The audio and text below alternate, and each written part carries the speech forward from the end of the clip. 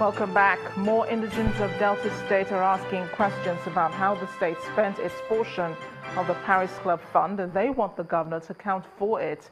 The main opposition party in the state, the All Progressives Congress, is accusing the state's governor, Ifeanyi Okowa, of running the state with a blank budget and misappropriating funds. But some concerned groups disagree. They say the opposition is unnecessarily heating up the state with frivolous and unpatriotic assumptions without proof.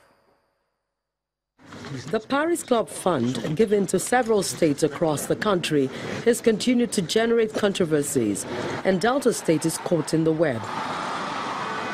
The All Progressives Congress APC is accusing the ruling People's Democratic Party in the state of running a blank budget and misappropriating funds received by the federal government.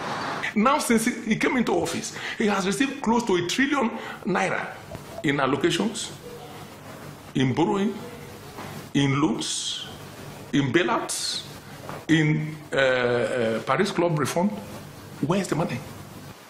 But the state government claims a total of 33.4 billion naira was received from the federal government as the first and second tranches of the Paris Club Fund to the state, out of which 58% was spent on salaries and pensions, while 42% went into capital projects. Governor Ifeanyi Okowa describes the allegation as frivolous and baseless. I have been to the National Assembly, and I believe that the Delta State House of Assembly is credible. We have followed all the processes, just as we are starting to follow the process again this year. Is it possible to have a blank budget? Then what is the budget if it is blank? The governor's position is backed by members of some concerned groups who insist that all funds received by Governor Okowa from the federal government has been judiciously used. Dr. Ojukwo's allegation of a blank budget is another issue we consider unreasonable, unrealistic, and unpatriotic. Every well-meaning person can attest to the fact that the Delta State's 2017 budget was publicly presented in November 2016. Because they are giving a mess of porridge, they will gather to say they are supporting this man to come back. It is unfortunate what Deltans have become. The ordinary citizen in the state is not caught in this argument. All they want to see is the evidence of the claims and assurance that indeed the government is accountable to them in the delivery of the dividends of democracy. Away from politics, the Global Forum on Human Settlements Conference has ended in New York in the United States with a declaration to support the International Green Model City Initiative and mark the World Cities Day with a challenge to developing countries to rise to the occasion. Our correspondent Emmanuel Irei, who has been covering the event in New York, now reports. According to the United Nations World Cities Report 2016, the number of slum dwellers in developing countries increased from 689 million in 1990 to 880 million in 2014, with some of these cities in the developing world having more than half of their population living in slums without adequate shelter, clean water and sanitation, education or health care. We have now come to a part of our opening ceremony. This concern forms part of the issues discussed at the 12th session of the Global Forum on Human Settlements meeting in New York. After 2 days of deliberations, there's a declaration to support the urban agenda and observance of the World Cities Day 2017. They want to enhance the living standard of all residents and in a more sustainable basis. Some of the highlights of the forum include special presentations where some experts put the challenge of sustainable cities in perspective. We don't have the right economic argument for resource efficiency at city level. We can easily understand it, but we don't have enough studies that have been focusing on that to properly demonstrate it, simply because we don't have data. We don't have enough data for that. We have not been collecting the data, and few mayors have their dashboard where they have the data for that. And there is a great confusion over the roles. We grappled with what is a sustainable community. And as most of you know, I will reiterate though, it is a community that meets its current needs in terms of economics, environmental, sustainability, and social needs without compromising the needs of future generations. For the governor of Rivers State, what does this mean for the countries, especially in Africa? The United Nations have projected that over 70% of the world's population lives in cities and urban settlements. And this figure will increase in 2015. Evidently, it shows that rapid urbanization is responsible for most of the environmental and social problems in most parts of the world. Therefore, the consensus should be what is the solution to these challenges, and this lies in developing cities. One of the issues that took center stage at the 12th Global Forum for Human Settlements and Achieving Sustainable Cities is that developed countries drive development with science, technology, research, and data. What many of the experts say developing countries do not do. And the call is for African nations to commit to achieving the urban agenda by the year 2030. From New York, Emmanuel Iri, reporting for Channels Television News. Back here in Nigeria, the Benue State Open Grazing Prohibition and Ranches Establishment Law of 2017 comes into effect today, November 1st. In a state broadcast, Governor Samuel Ortom appealed to both farmers and herdsmen to comply with the law banning open rearing of animals, insisting there would be no sacred cows. Incessant bloody clashes between cattle herders and farmers over grazing grounds and farmlands over the years have necessitated the enforcement of the anti-grazing law.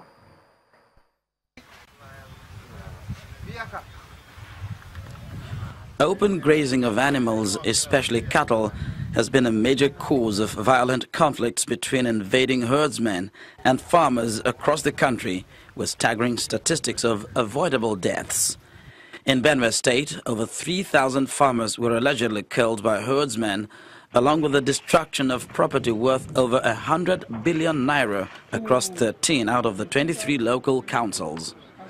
The last straw that broke the camel's back was the February 2016 8-week-long herdsmen attacks beginning from Agatu and spreading to Logo and Taka local councils. The outrage generated by these attacks compelled the Benue State government to seek a lasting solution in the form of the open grazing law signed by Governor Samuel Ortom in May 2017, giving a 5-month grace period for herders to ranch their animals. Today, 1st November 2017, marks the beginning of the prohibition of open grazing in Benue State. I call on all citizens residing in Benue State who are into cattle or livestock business to abide by this law. There is no more open grazing in Benue State.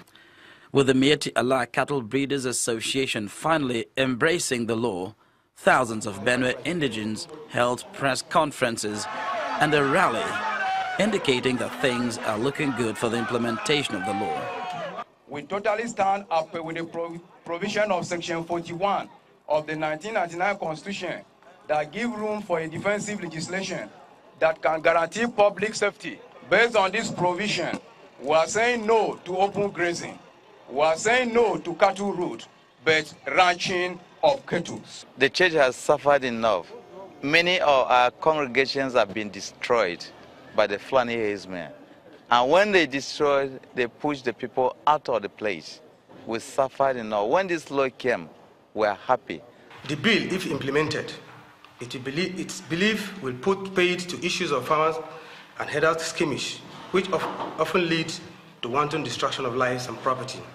The Open Grazing Prohibition and Ranches Establishment Law banning open grazing in the state is aimed at restoring peace to the troubled Benue Valley while keeping an eye on the threats made by a splinter group, the Mieti Allah Kautahore leadership. It's time now for business news. Here's Emana Amawe.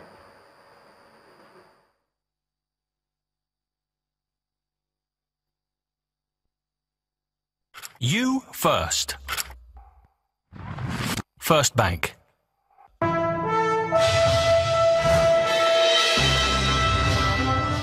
Hello and welcome to Business News. Nigeria's Manufacturing Purchasing Managers Index surged in October to 64.8 from 58.5 in September. The monthly PMI report released by FBN Quest today shows all 5 sub-indices picked up in September, and the lowest was an impressive 59.5 in the Employment Index. FBN Quest attributes the growth to the use of multiple currency practices by the central bank, which has gained momentum since July, and more recently, the seasonal rise in the demand for the end-of-year celebrations. The central bank's PMI data also shows a further expansion from 55.3 reading in September to 55.0 in October, as 11 of the 16 manufacturing subsectors recorded increase in production level, while 5 remained unchanged during the review month. And the Standards Organization of Nigeria has sealed a warehouse stocked with unfortified flour-based products such as pasta and other food items, including sugar. The seizure took place during a raid carried out in a supermarket in Agor Palace Way, the Leko and Mushin markets in Lagos State. According to the agency, the food items were smuggled into the country and are unfit for human consumption as they lack import documentation and registration numbers. And Africa's second largest telecommunications company, MTN Group, says it's ready to provide the much-needed catalyst for the initial public offering of its Nigerian business. The multinational company's chief executive officer, Rob Shatter, says it's focused on laying the groundwork for the fresh listing in Africa's largest economy and should complete the process within the next 6 months. The initial plan had been to list the company's shares on the Nigerian Stock Exchange in the first quarter of 2017 as part of the settlement of a $1 billion fine imposed by Nigerian regulators in 2015 after it missed a deadline to disconnect unregistered subscribers. The Securities and Exchange Commission has also signified its support for the share sale as long as it's within local laws and guarantees protection for retail investors. And the NSE All-Share Index gets a positive start for November, rising by more than 0.5% at the close of midweek session. For details of today's trading, let's join Chimezie Obiwan.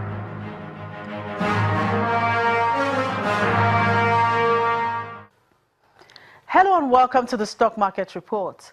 There seems to be some kind of stability in the equities market as the index kickstarts the new month on a bullish mode, up by 0.56%. Dangote Cement and Mobil were the major drivers in today's transaction. This performance is also seen as the after effect of the Q3 results, of which many came in positive. Transaction value was quite impressive at over 5 billion naira for about 249 million shares, traded in 4,119 deals. All the sectors, of course, were upbeat, and the market breadth was positive, 23 gainers against 21 losers. On the price movement chart, FBNH and Berger Paint moved the most amongst the gainers with a tie of 5%, while Airline Services led the decliners. The month of November has just started, and for traders and investors, it's forward-looking for the rest of the month. And that was the Stock Market Report. I'm Chimezie Obi Iwago. In the meantime, global equities closed mostly higher today as investors digest comments from the US Fed and the ECB, a string of earnings, rising oil prices, and a strong China PMI data.